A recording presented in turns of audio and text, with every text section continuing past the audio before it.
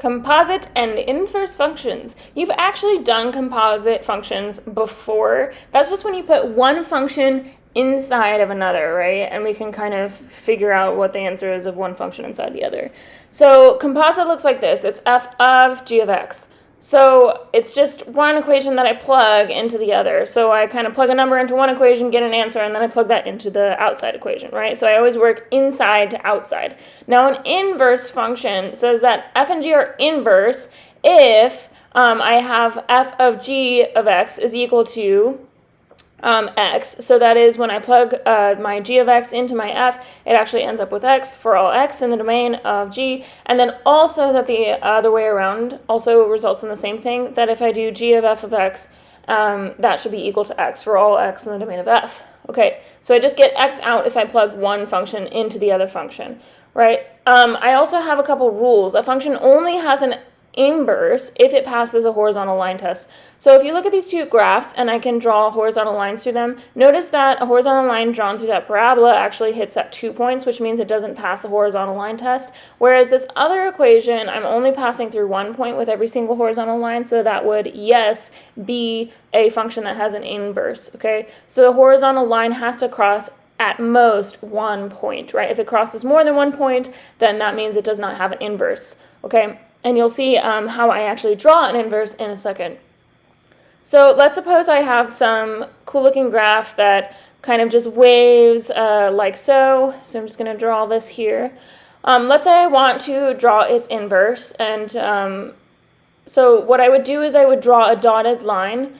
This line is going to be the line y is equal to x. And I'm going to use the line y is equal to x like a mirror and mirror this on the other side with this blue line. And as you can see, I get this kind of cool shape going, and it's symmetrical about that dotted line. So this is, the black one is f of x, and I would call the blue line f to the negative 1 of x. This just denotes that it's an inverse. Okay, so it's not an exponent of negative 1, it's actually just an inverse. Okay, a little bit tricky. But that's the inverse, and you just reflect it across that dotted line, y is equal to x. Let's suppose I have some equations. We're going to practice a little bit of composite work here. So we get f of x is equal to x over 2, g of x is equal to x of minus 2, and then h of x is equal to the square root of x. So let's go ahead and find g of f of 8. So first I find f of 8, which is 8 over 2, which is 4, and then I find g of f of 8, which is g of 4, which is just 4 minus 2, which is equal to 2. Let's go ahead and do another one where it's h of f of 16. So again, f of 16 would be 16 over 2. I'm just plugging that in for the x in the f equation. And then I plug in my result from that, which is 8, into h, and I get the square root of 8, which is 2 rad 2. Okay, so it's pretty simple. We've done that before, right? I just find the answer of the inside one, and then I plug that into the outside one.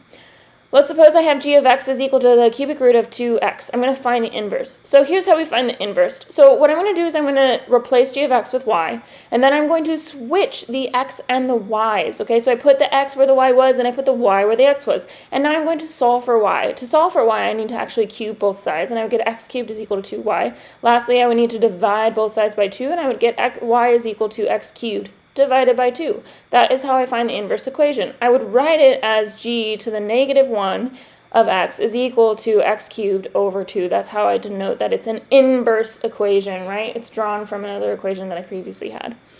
Let's go ahead and graph a function and its inverse on the same coordinate plane.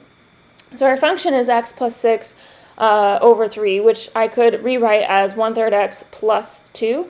So I'm going to graph this. As we can see, it's a line because it's in the form of mx plus b. So my b value is 2, so I'm going to plot that y-intercept at 2, and then the slope is 1/3, so I go up 1 and then over 3, up 1 over 3, up 1 over 3, etc. Okay, and I can connect this with a straight line like so.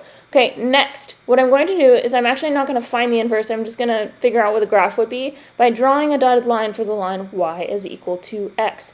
If I do that, then I can just reflect my blue line across that mirror. Okay, so I can see that wherever I had like a y-intercept, I'm actually going to have an x-intercept, and then this is going to have a slope of actually 3. Anyways, good luck on your homework, and have a great day.